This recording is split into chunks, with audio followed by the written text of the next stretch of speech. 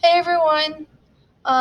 Previously in videos, we've been talking about the heart and aspects of the heart, such as cardiac output, stroke volume, circulation, and even heart rate. Today, we're going to start the first section of learning about the blood vessels now that we've talked about how the heart pumps it. Well, once the heart pumps the blood, how exactly does it get to the rest of the body? Well, blood vessels form this closed vascular system that transports blood to the tissues and then back to the heart. So they're kind of like the roadways of our cardiovascular system. The vessels that carry blood away from the heart are going to be things like arteries and arterioles. Now, arteries are the biggest, and then arterioles are the smaller. They're kind of like smaller arteries. The vessels that play a role in exchanges between the tissues and the blood. So remember, this can be exchanges in things like oxygen, CO2, glucose, and other nutrients. We can also exchange even waste so the body can get rid of it. This happens at the capillary beds, and capillaries are the smallest blood vessels that we have within our body. And then vessels that return blood to the heart are going to be venules and veins.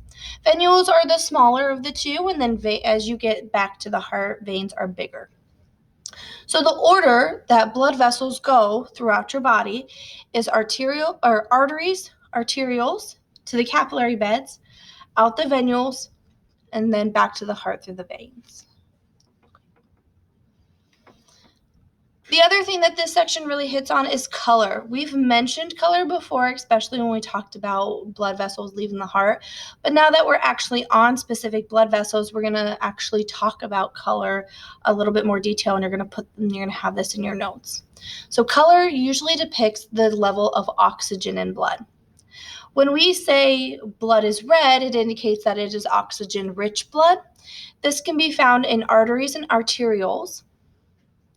And when we say the blood is blue, this means that it's oxygen poor, and this is typically in veins and venules. The other way you could word it is red is CO2 poor, because since it has a lot of oxygen, it's not getting rid of CO2. You don't want to take CO2 to your basically organs. And then when we say it's oxygen poor, this is CO2 rich. We have picked up CO2 and we're going to try to get rid of it. One thing I do want to tell you is that when we say blood is blue for oxygen poor, it's not actually blue. The color is actually in your body a deep, deep red color. It's not the bright red that you see with new, fresh blood that's been oxygenated, but it's like a deeper, deeper red.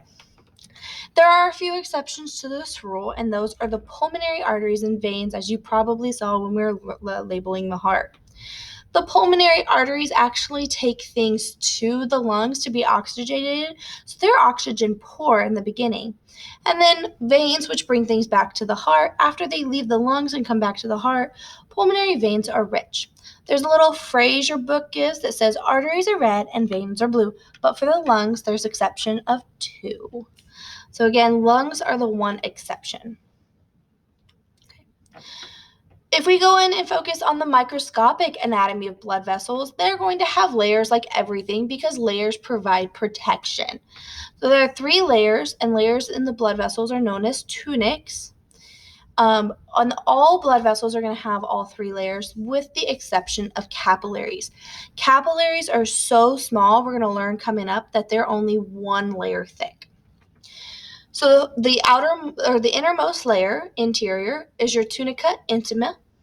This forms a friction-reducing lining, and they're actually mostly squamous epithelial cells. So they're very flattened cells. We want a friction-reducing lining because as blood travels through your blood vessels, of course, they're going to knock into your blood vessel walls. And we want to reduce that friction as much as we possibly can. Now, can we reduce it all the way? No, which is why when blood flows to an area, they not only carry heat, but they also create heat by rubbing against the walls of their blood vessels. The middle layer is your tunica media.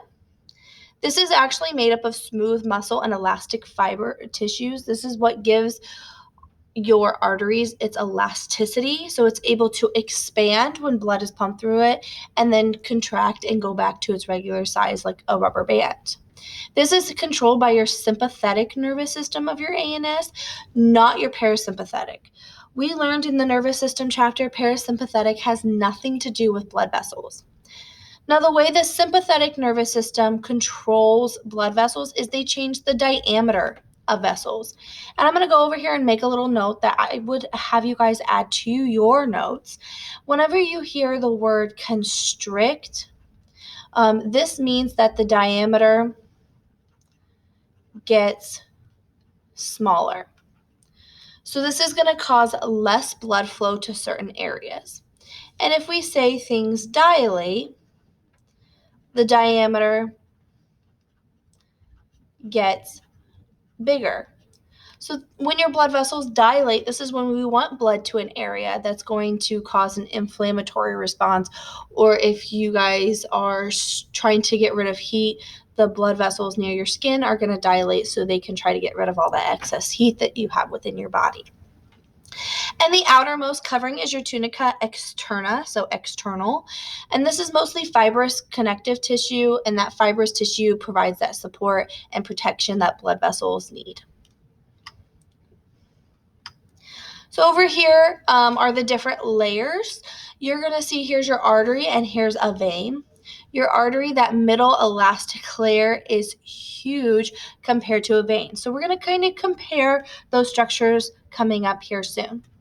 This is just, instead of being a picture, this is an actual diagram. Here you're going to notice that the elastic layer is actually pretty thick within an artery, where it's not as much thick within a vein. Other things that you're going to notice with an artery is that with an artery, they don't have an inner layer here, and we're going to learn how veins have a valve in that inner layer, and that valve is important to prevent backflow, kind of like we learned about valves of the heart. And then, of course, arteries and veins are connected with a capillary bed where exchanges actually occur.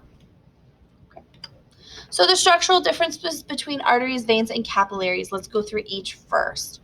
We're going to first talk about the arteries. These are the heavier, stronger, and stretchier tunica media. So remember, that's the middle layer with elastic. So I better put that in there. And that's so they withstand changes in pressure. When blood is pumped out of the heart, it's going to have the highest pressure. And so we want the artery to be able to expand and then be able to recoil back to its normal shape once that blood has flowed through and the pressure has dropped.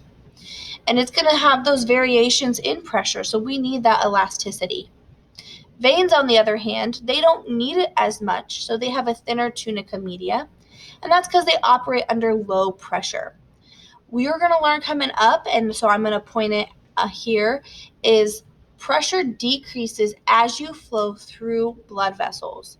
So pressure decreases as you flow through blood vessels. So that means pressure is going to be the highest in arteries and the lowest in veins.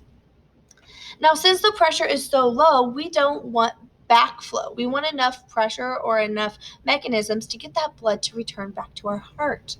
So veins have valves to prevent backflow, kind of like your valves in your heart. The lumen in veins are also larger than that in arteries, and a couple other things help ensure that blood gets back to your heart. One of those is your skeletal muscles. Skeletal muscles kind of milk or squeeze blood in your veins to push it back up towards the heart. And then when you get towards your lungs, where pressure is the lowest, our respiratory pump that causes us to breathe, breathing actually helps blood return to the heart. So again, respiratory pump also helps. Those are the two major things. So over here we have a picture of a vein. It shows the direction of blood flow. It's going up. Here it shows a closed valve, so any blood within this section of your vein can't backflow. It keeps getting pushed up. Here is a skeletal muscle where it contracts and it squeezes in the middle to help push blood up to your heart. Then the last one we're going to talk about is capillaries. Capillaries are your smallest blood vessels. So I'll write that there. Smallest. And they're only one layer thick. They're only made up of that tunica intima, or that innermost layer that reduces friction. And the reason they're only one cell thick is we want exchanges between blood and tissue. So this is where they're going to be doing diffusion. Things diffuse out of the blood cells into the tissues, and then waste and things like CO2 diffuse into the blood cells for it to be carried off. Now, a bunch of capillaries form something known as capillary beds that consist of two main parts. The first main part is a vascular shunt. This vascular shunt connects arterioles and venules direct, so it's basically a straight line from one side to the other. Where true capillaries, I call them the branches, where they spread out over an organ or wherever body tissue needs it. And this is where the exchange actually happens of oxygen and CO2. Now, blood flow through a capillary bed is known as microcirculation. I think of micro being tiny, capillaries are tiny, so circulation through those tiny blood vessels. So I'm going to star that because I know for a fact I'm going to ask that on your test. Let's go in a little bit more detail about true capillaries now that we've hit on capillaries. Now, true capillaries, they branch off of the proximal end of the shunt and return at the distal, or another way you could word that is they branch off your terminal arteriole, so your last arteriole, and then they connect to your post-capillary, so after the capillary venule, so the venule on the other side. If you think about the order that blood vessels run, that makes sense. Arteries, arteriole, capillaries, venule, veins. So it's right there smack in the middle of those two. Entrances to capillary beds are guarded by precapillary sphincters. So sphincters is something that you're going to hear pop back up, especially in the digestive system. Basically, they act as a valve in and of itself to regulate flow of blood into the capillary. So say your muscles needed a ton of oxygen to your muscles. You needed nutrients, you needed glucose, you needed oxygen because you are running. That sphincter is going to open so blood flows through the capillaries and takes part of cell exchange so those muscles can get oxygen. However, when you are going to get cold, let's say you're outside, you want to divert all that warm blood to heat your internal organs. So things like your extremities, what's going to happen is that sphincter closes and blood bypasses those tissue cells because we don't want to lose our heat to our outside extremities. So for example, here's a capillary bed. We have our terminal arteriole. Here we have our postcapillary venule. Here, right here, this is our vascular shunt, the straight path from one side to another. And then over here, all these branches off are your true capillaries. Here, here, here, and here are your muscles that are your sphincters that can close off blood flow or open blood flow to those areas. So right now, blood flow is open. You can see it circulating through those true capillaries. Whereas right here, those sphincters are closed, and so blood doesn't go through those capillaries and exchange doesn't happen. So that's the end of today's lesson. Let me know if you have any questions, and I hope you have a good day.